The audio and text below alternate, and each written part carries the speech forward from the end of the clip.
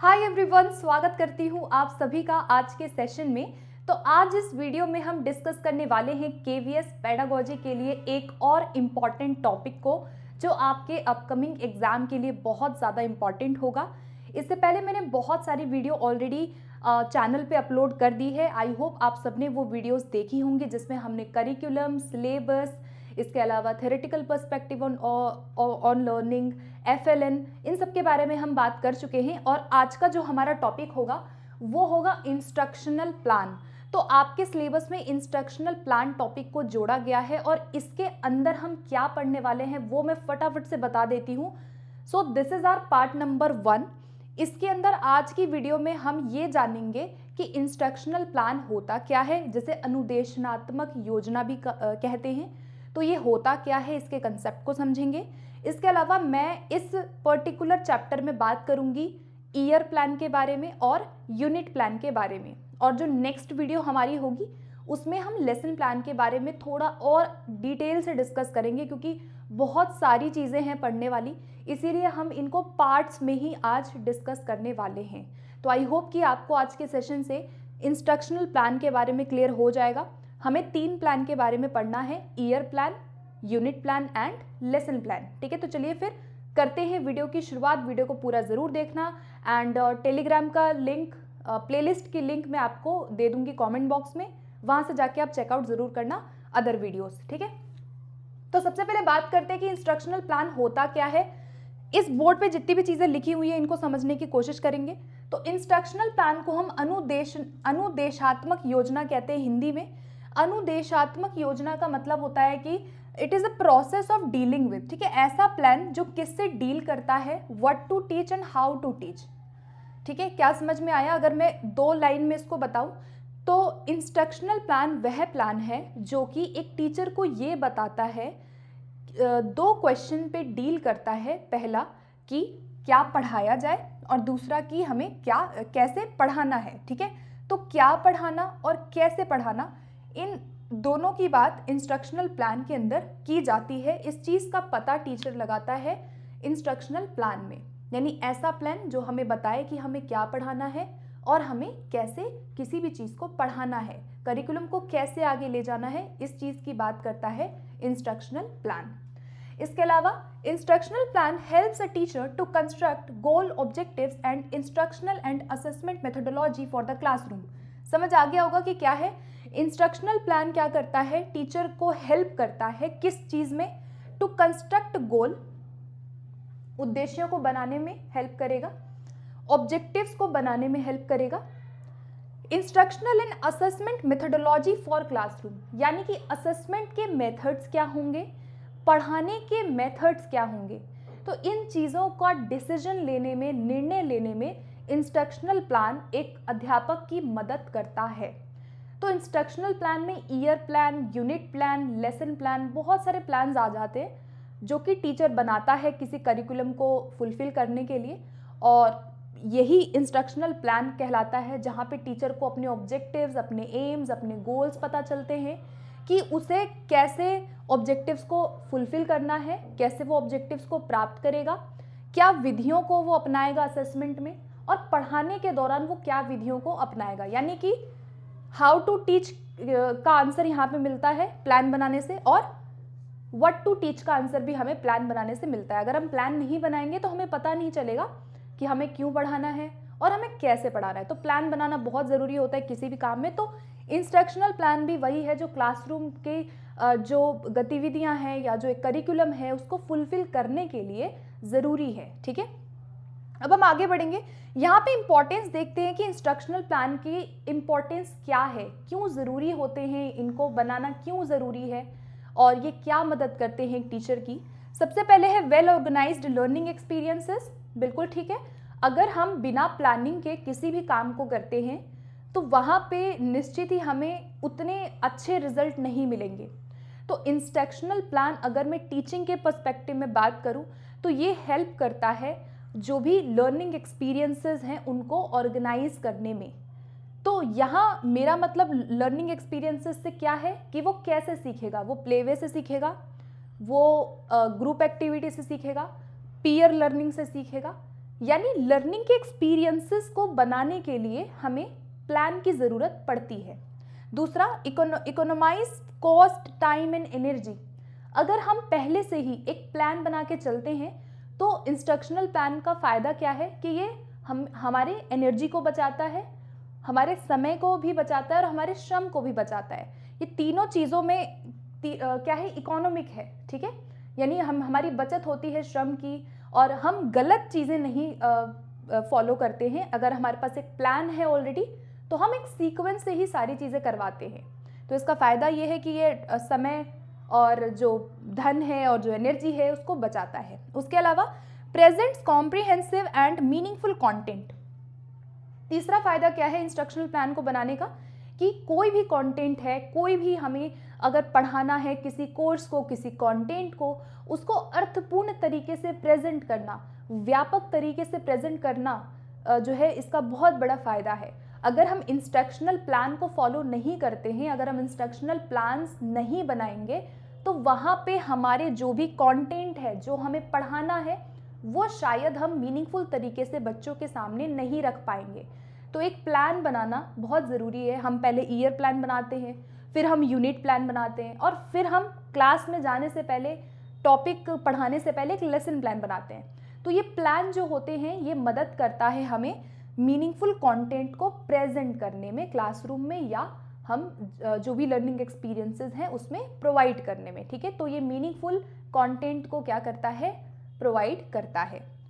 उसके अलावा logical sequence इससे आ जाती है, तार्किक क्रमिकता आ जाती है इससे। तार्किक क्रम का मतलब है कि अगर मान लीजिए मुझे केवीएस का ये कराना है, तो अगर मैं एक प्लान लेके चलूँगी कि मुझे आज ये वीडियो डालनी है, मुझे इस दिन ये वीडियो डालनी है, तो शायद मेरे लिए बहुत आसान हो जाएगा, मेरे लिए किसी भी टॉपिक को पढ़ाना लॉजिकल हो जाएगा। तो यही फ़ायदा इंस्ट्रक्शनल प्लान का होता है कि जो भी आप पढ़ाते हो वो एक तार्किक क्रम से पढ़ाते हो, एक सीक्वेंस में हम उसको पढ़ाते हैं, ठीक है। तो लॉजिकल सीक्वेंस यहाँ पे टीचर फॉलो करता है अगर वो एक प्लान बना के चले। उसके अलावा उद्देश्य की प्राप्ति में सहायक है, बिल्कुल। अगर हमने पहले से ही अपने करिकुलम का पूरे साल का एक प्लान हम बना के चल रहे हैं, हमने ईयर प्लान बना लिया, हमने लेसन प्लान बनाया, हमने यूनिट प्लान बनाया, अगर हम प्लान वाइज सारी चीज़ों को फॉलो कर रहे हैं तो निश्चित ही हमारे जो एम्स हैं, हमारे जो गोल्स हैं, उद्देश्य हैं, उनकी भी क्या होती है, प्राप्ति होती है। इसके अलावा दिशा प्रदान करता है। ये किसको दिशा प्रदान करेगा, एक टीचर को ये डायरेक्शन प्रदान करता है। एक टीचर को एक दिशा मिलती है, एक डायरेक्शन मिलती है कि उसको कैसे पढ़ाना है, ठीक है। तो हर चीज़ के लिए प्लान बहुत ज़रूरी होता है। तो ये इंस्ट्रक्शनल प्लान के कुछ फ़ायदे हैं जिसको हम उपयोग में लाते हैं तो हमें ये फ़ायदा होता है, ये इम्पॉर्टेंस है इंस्ट्रक्शनल प्लान को बनाने की, जो आपको एज जनरल याद रखना है, रटना कुछ भी नहीं है, ठीक है। अब आते हैं, इसका उद्देश्य निर्देशात्मक गतिविधियों को प्रभावी ढंग से व्यवस्थित करना है। सबसे बड़ा उद्देश्य इसका क्या है, इंस्ट्रक्शनल प्लान्स का सबसे बड़ा उद्देश्य होता है कि जो भी इंस्ट्रक्शनल हमारे एक्टिविटीज़ हैं, जो निर्देशात्मक गतिविधियां हैं, उनको व्यवस्थित करना। अब निर्देशात्मक गतिविधियों से क्या संबंध है, निर्देशात्मक गतिविधियों में सारी गतिविधियां आ जाती हैं जो आप किसी चैप्टर को पढ़ाने के दौरान कराते हो, जो आप किसी ड्यूरिंग टीचिंग लर्निंग प्रोसेस जो एक्टिविटीज़ होती है, करिकुलर एंड को करिकुलर, वो जितनी भी एक्टिविटीज़ हैं उन सबको प्रभावी ढंग से अगर हमें प्लान करना है, उसके लिए इंस्ट्रक्शनल प्लान ज़रूरी होता है, ठीक है। तो आप किस दिन क्या कराने वाले हैं, आप किस टॉपिक में क्या एक्टिविटी कराएंगे, इस चीज़ का प्लान बहुत ज़रूरी है। और इंस्ट्रक्शनल प्लान का फ़ायदा होता है कि जो भी गतिविधियां हैं उनको प्रभावी ढंग से हम पहले से ही क्या करें, व्यवस्थित करें, ठीक है। तो ये कुछ फ़ायदे हैं इसके। आगे बढ़ते हैं। अब हम बात करेंगे यहाँ पे कि इंस्ट्रक्शनल प्लान के कौन कौन से कॉम्पोनेंट्स होते हैं। अभी तक इम्पॉर्टेंस हमने समझा, अब हम समझेंगे कि इसके कंपोनेंट क्या हैं, कौन कौन से तत्व इसमें शामिल होते हैं। अगर हम कोई इंस्ट्रक्शनल प्लान बनाते हैं उसमें क्या एलिमेंट्स हैं जो कि शामिल होंगे। पहला एलिमेंट है टीचर्स एटीट्यूड एंड बिलीव्स। अब इसको थोड़ा सा आप समझिए कि अगर एक टीचर इंस्ट्रक्शनल प्लान को बनाता है, वहाँ पे निश्चित ही उसके थॉट्स, उसके एटीट्यूड, उसका बिलीफ वहाँ पे आपको दिखेगा। मतलब एक टीचर का एटीट्यूड, एक टीचर का बिलीफ जो होता है, जो विश्वास है उसका, वो इंस्ट्रक्शनल प्लान को कहीं ना कहीं प्रभावित करता है और एक इम्पॉर्टेंट कॉम्पोनेंट होता है। जैसे अगर टीचर चाहता है कि वो चाइल्ड सेंटर्ड एक्टिविटीज़ को प्लान में बनाए और उसी के अकॉर्डिंग वो अपने प्लान को क्रिएट करे, तो इसका मतलब है कि उसका जो अप्रोच है टीचर का वो दिख रहा है। तो इसीलिए इसके कंपोनेंट में टीचर्स एटीट्यूड को भी शामिल किया गया है। दूसरा, टाइम फ्रेम कंपोनेंट में आता है। इंस्ट्रक्शनल प्लान 1 साल का बना रहे हैं, 1 महीने का बना रहे हैं, डेली बना रहे हैं, तो टाइम बहुत ज़्यादा यहाँ पे डिपेंड करता है। तो टाइम जो है, टाइम फ्रेम की कितने ड्यूरेशन के लिए आप कोई प्लान बना रहे हो, वो इसका दूसरा कंपोनेंट है। तीसरा कंपोनेंट आ जाएगा the pupils age, background and knowledge, motivation and interest, सारी चीज़ें आ जाएंगी। अगर हम कोई प्लान सिलेक्ट कर रहे हैं, मान लीजिए आप सिलेक्शन कर रहे हो कि आपको क्या पढ़ाना है, कैसे पढ़ाना है, आप एक प्लान बनाना स्टार्ट कर रहे हो, वहाँ पे निश्चित ही उस बच्चे की एज को भी आप देखोगे। आपकी क्लास कौन सी है, आपके क्लास में मैक्सिमम बच्चे किस एज के हैं, उनके क्या इंटरेस्ट है, उनका मोटिवेशन कितना है, उनका लेवल कितना है। तो हम बच्चों की एज, उसके बैकग्राउंड, उसके ज्ञान, उसके मोटिवेशन के आधार पे ही प्लान को बनाते हैं। तो ये एक इम्पॉर्टेंट कंपोनेंट है इंस्ट्रक्शनल प्लान का। इसके अलावा मटेरियल आ जाएगा, टूल्स एंड रिसोर्सेज आ जाएंगे। मटेरियल, टूल्स, रिसोर्सेज पता आपको चल गया होगा कि क्या इसका मीनिंग है कि अगर आप एक प्लान बना रहे हैं, वहाँ पे आपने मान लीजिए टॉपिक्स एंड यूनिट्स और जो डेली प्लान्स हैं, एक्टिविटीज़ हैं, अगर आपने उनको सेट किया है, तो वहाँ पे आप टूल्स को भी मेंशन करोगे कि आप ऑब्जर्वेशन से उनको पढ़ाना चाहते हो या आप वहाँ पे किसी ग्रुप टेक्निक से पढ़ाना चाहते हो। तो जो मटेरियल है, मटेरियल सिलेक्शन है, जो टूल्स है, टेक्निक्स होती हैं हमारी इवैल्यूएशन में एज वेल एज हमारी टीचिंग में, जो हमारी टेक्निक्स होती है, उनको भी प्लान में क्या किया जाता है, शामिल किया जाता है।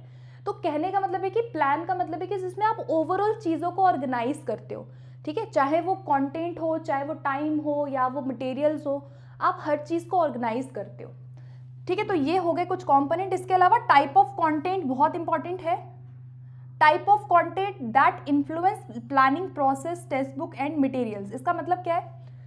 चौथा कंपोनेंट यहाँ पे क्या है कि टाइप ऑफ कंटेंट क्या है आपका, किस विषय का कंटेंट आप बना रहे हैं। हर प्लान जो होता है वो हर विषय का हम बना सकते हैं, है ना। तो इंस्ट्रक्शनल प्लान में हम कंटेंट की बात करते हैं जो कि सबसे मुख्य है, जिसमें आपका सिलेबस आ गया कि भाई आप वो टॉपिक, क्या टॉपिक है जो आप पढ़ाना चाहते हो, है ना। यहाँ पे टीचर का एटीट्यूड शामिल है, बच्चों का एज ग्रुप, ये भी हम ध्यान रखते हैं, टाइम का ध्यान रखेंगे, मटेरियल्स का ध्यान रखेंगे, साथ के साथ सबसे इंपॉर्टेंट तो कंटेंट है जो हमें पढ़ाना होता है। तो कंटेंट को सिलेक्ट करना और उसको देखना कि वो कैसे प्रभावित कर रहे हैं मटेरियल को, टेक्स्ट बुक को, वो सब चीज़ें इसके कंपोनेंट के अंदर आती हैं। तो ये कुछ 5 हमारे कंपोनेंट थे, ठीक है, जो आपको याद रखना है। अब आगे बढ़ते हैं। यहाँ पे उपयुक्त पाठ्यक्रम, निर्देशात्मक रणनीतियों व संसाधनों को उपयोग करना शामिल है। इसमें क्या है कि इसमें जो है उपयुक्त पाठ्यक्रम, निर्देशात्मक रणनीतियों और संसाधनों के उपयोग को शामिल करना जो है वो किस में आता है, हमारे इंस्ट्रक्शनल प्लान में आता है, ठीक है। यहाँ पे इंस्ट्रक्शनल प्लान में ये चीज़ें शामिल होती हैं जो मैंने यहाँ हिंदी में लिखी हैं। क्या क्या शामिल है? पाठ्यक्रम हो गया हमारा, करिकुलम पूरा, ओवरऑल एक्सपीरियंसेस, सभी चीज़ें करिकुलम में आती हैं, करिकुलर को करिकुलर दोनों। इसके अलावा जो भी रणनीतियाँ हैं हमारी, स्ट्रैटेजीज क्या होंगी, कैसे सिखाएंगे, कैसे पढ़ाएंगे, क्या मेथड यूज़ करेंगे, संसाधनों का उपयोग कैसे किया जाएगा टीचिंग में। संसाधनों में सारी चीज़ें आ जाएंगी, आपके TLMs आ सकते हैं संसाधनों में, टूल्स एंड टेक्निक्स आ सकते हैं, टेस्ट आ सकते हैं, और जितने भी आप साधनों को उपयोग करते हैं पढ़ाने में, उन चीज़ों का कैसे उपयोग किया जाए, कैसे इनको उपयोग में लाया जाए, इस चीज़ का ओवरऑल प्लान जो है वो इंस्ट्रक्शनल प्लान के अंदर आता है, ठीक है। इसके अलावा इसके कुछ प्रिंसिपल्स देखते हैं कि किन किन सिद्धांतों पे ये काम करता है। अगर मैं आपसे पूछूं कि इंस्ट्रक्शनल प्लान के क्या प्रिंसिपल्स होते हैं, किन सिद्धांतों पे ये काम करता है, किन चीज़ों को फॉलो हमें करना चाहिए इंस्ट्रक्शनल प्लान को बनाते समय, वो हम अब डिस्कस करेंगे। सबसे पहले है कि लक्ष्यों के संदर्भ में कोर्स को तर्क संगतता को समझना। पहला क्या है यहाँ पे, to understand the rational of the course in the context of its goal. कहने का सिंपल सा अर्थ क्या है कि जो आप कोर्स पढ़ाना चाहते हो, इंस्ट्रक्शनल प्लान में जो भी कोर्स हम पढ़ाना चाहते हैं, जो भी कोर्स हम पढ़ाएंगे, उसके तर्क संगतता को समझना सबसे ज़रूरी है कि वो वैलिड होना चाहिए। सपोज़ मैं साइंस का प्लान बना रही हूँ, इंस्ट्रक्शनल प्लान में मान लो मुझे यूनिट प्लान बनाना है, हर यूनिट का, हर सब्जेक्ट का यूनिट वाइज मुझे प्लान बनाना है। तो उसमें मैं क्या देखूंगी कि वो कोर्स जो है, जो जिस कोर्स का मैंने प्लान बनाया है, क्या वो तर्क संगत है, क्या वो लॉजिकल है। अब वो लॉजिकल कैसे पता चलेगा मुझे? मैं देखूंगी कि क्या वो बच्चे की एज के अकॉर्डिंग है, जो मैंने प्लान बनाया, क्या वो मेरे उद्देश्यों को फुलफिल कर रहा है। हम उद्देश्यों का ध्यान रखेंगे ना, हम बच्चों के एज, मेंटल लेवल का भी ध्यान रख के प्लान करते हैं। तो वही चीज़ें हैं जो किसी भी कोर्स को क्या बनाता है, तर्क संगत बनाता है। तो पहला प्रिंसिपल है कि हमें किसी भी चीज़ को तर्क संगत बनाना है, उसको लॉजिकल बनाना है। ठीक है, तो इंस्ट्रक्शनल प्लान का ये मेन क्या है, सिद्धांत है कि हमें तर्क संगत बनाना है किसी भी कोर्स को, उसको समझना है। दूसरा है कि यह निश्चित करना कि पाठ्यक्रम में किस सामग्री को शामिल किया जाए। दूसरा क्या है, सामग्री। तो इसका दूसरा प्रिंसिपल है कि जब भी हम कोई प्लान बनाते हैं, हम ये देखेंगे कि कौन सा मटेरियल है जिसको हमें शामिल करना चाहिए पाठ्यक्रम में, कौन सा मटेरियल है जिसको आप अपने प्लान का हिस्सा बनाएंगे। जैसे साइंस का कोई है तो आप साइंस के अकॉर्डिंग ही मटेरियल को वहाँ प्लान में आप लिखोगे कि भाई यूनिट प्लान बना रहे हो आप साइंस का, और वहाँ आपने मटेरियल लिखा कि भाई ये मटेरियल से हम इस कंसेप्ट को पढ़ाने वाले हैं। तो पहले से ही हम इसमें डिसाइड करते हैं कि मेरी सामग्री क्या होगी, मैं किस सामग्री को शामिल करूँगी अपने प्लान के अंदर जब मैं पढ़ाऊँगी। तो सामग्री को शामिल करना क्या है, दूसरा प्रिंसिपल है। तीसरा, to clarify thrust of the course, यानी कि पाठ्यक्रम को मजबूत बनाना तीसरा सिद्धांत है इंस्ट्रक्शनल प्लान का। जो भी पाठ्यक्रम है, करिकुलम जो सेट किया गया है एक विद्यालय द्वारा, एडमिनिस्ट्रेशन द्वारा, उसको मजबूत बनाने का काम होता है इंस्ट्रक्शनल प्लान का। कि करिकुलम अगर आपका पता है, आपका करिकुलम क्या है, उस करिकुलम के अनुसार हम प्लान को बनाते हैं, अलग अलग प्लान हम वहाँ पे निश्चित करते हैं, और सभी का पर्पस क्या होना चाहिए कि जो पाठ्यक्रम है वो मजबूत बने, वो और ज़्यादा क्या हो, अच्छा हो। ठीक है, उसके बाद चौथा प्रिंसिपल है कि उचित समय सीमा तय करना, to decide on the reasonable time frame for the course. चौथा सिद्धांत है कि भाई टाइम फ्रेम, जैसे यहाँ पे टाइम फ्रेम आया, वही टाइम फ्रेम यहाँ पे भी है। रीजनेबल टाइम फ्रेम होना चाहिए हर चीज़ का। अब मान लो आप कोई प्लान बना रहे हो, तो क्या आप वहाँ पे टाइम का ध्यान रखोगे? बिल्कुल रखोगे ना। जैसे मान लो मुझे इसी केवीएस का, मान लो कि पेडागोजी सिलेबस दिया हुआ है, मुझे इसका एक प्लान बनाना है, यूनिट प्लान, कि मुझे इसको ख़त्म करना है। तो वहाँ पे क्या टाइम ज़रूरी है? बिल्कुल ज़रूरी है भाई, मुझे आपके एग्ज़ाम से पहले ही करना पड़ेगा ना। तो अगर मान लो मैं इसके सिलेबस का, केवीएस के सिलेबस का, अगर मान लो मैं एक 1 मंथ प्लान बना रही हूँ, मैं एक यूनिट प्लान बना रही हूँ, तो मैं ट्राई करूँगी कि वो आपके एग्ज़ाम से पहले हो। तो मेरे कहने का ये अर्थ है कि उचित समय सीमा तय करना बहुत ज़रूरी होता है। ऐसा ना हो कि कोई प्लान आपने इतना लंबा बना दिया कि सिलेबस वहीं रह गया और बच्चे जो है वो पास होके भी निकल गए।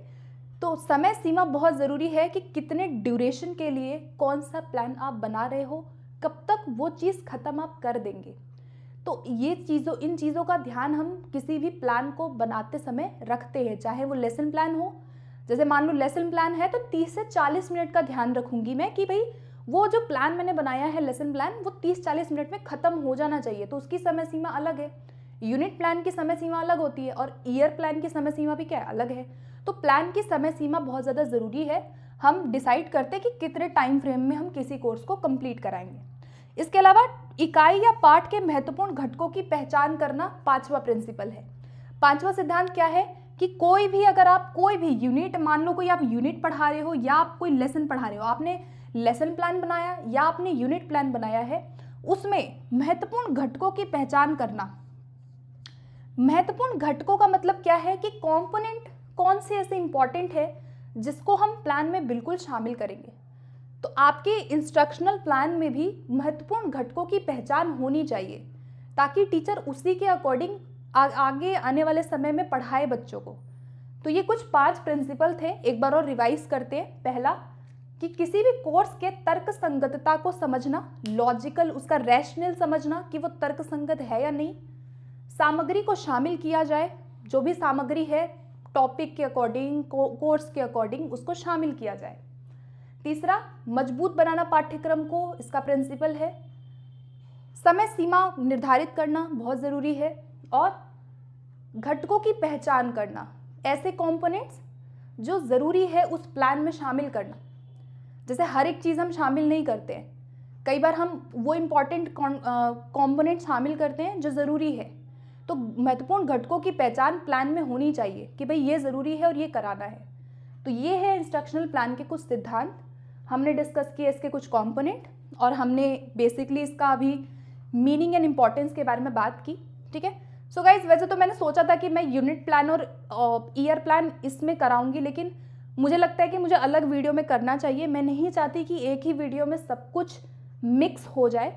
ठीक है, तो इसके बाद अगला वीडियो, सेकेंड पार्ट में हम डिस्कस करेंगे यूनिट प्लान और ईयर प्लान बहुत अच्छे से। ठीक है, तो बने रहना वीडियो में, नेक्स्ट वीडियो में मिलती हूँ।